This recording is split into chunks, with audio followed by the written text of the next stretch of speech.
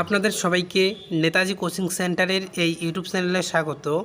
Netaji Subhas open ইউনিভার্সিটির UG ও BDP ছাত্রছাত্রীদের রিনিউয়াল প্রসেস শুরু হয়ে গেছে, অর্থাৎ গ্র্যাজুয়েশন অর্থাৎ BA BSc BCom UG first year, BDP second year এবং বিডিপি থার্ড ইয়ারের অনলাইন রিনিউয়াল প্রসেস শুরু হয়েছে।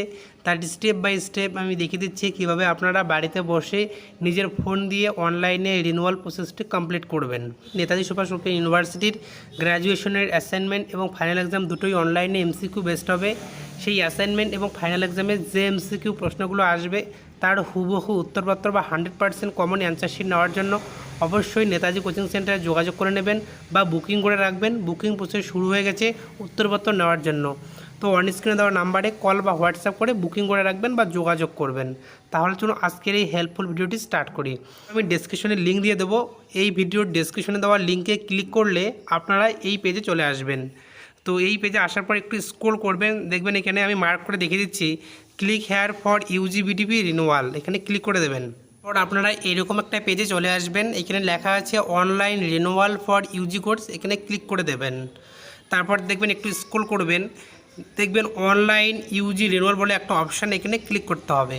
তো তারপর আপনারা এরকম একটা পেজে চলে আসবেন। এখানে এনরোলমেন্ট নাম্বার ইনপুট করতে হবে এবং ডেট অফ বার্থ সিলেক্ট করতে হবে। আমি এনরোলমেন্ট নাম্বারটা ইনপুট করে দিচ্ছি, তারপর ডেট অফ বার্থটা আমি এখানে সিলেক্ট করে দিচ্ছি। তো আমি এনরোলমেন্ট নাম্বার ইনপুট করলাম এবং ডেট অফ বার্থও সিলেক্ট করলাম। এখন লগ ইনে ক্লিক করব। তো লগ ইনে ক্লিক করার পর দেখুন লগ ইন হয়ে গেছে। তারপর আপনারা এগুলো চেক করে নেবেন, দেখবেন যে candidate name, date of birth, father's name, guardian name এগুলো কি ঠিকঠাক আছে কি নেই। যদি সব কিছু ঠিকঠাক থাকে একটু স্ক্রল করবেন, ঠিক আছে। স্ক্রল করার পর দেখবেন নিচে ডিক্লারেশান চাইছে, মানে ডিক্লারেশান টিক চিহ্ন দিতে হয়। আমি মার্ক করে দেখিয়ে দিচ্ছি, এই জায়গায় টিক চিহ্ন দেবেন। দেওয়ার পর সাবমিট অপশানে ক্লিক করবেন। এই যে সাবমিট অপশান গ্রিন কালারের, এখানে ক্লিক করে দেবেন। তো সাবমিট অপশানে ক্লিক করার পর একটু স্ক্রল করবেন নিচের দিকে, দেখবেন click here for E payment, এখানে ক্লিক করতে হবে।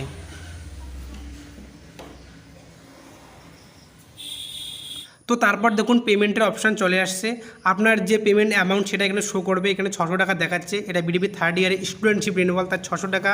আপনি যদি ফার্স্ট ইয়ার হয়ে থাকেন, যেমন ইউজি ফার্স্ট ইয়ার 3030 টাকা আসছে, আপনার যে ফিস হবে সেটা এখানে শো করবে।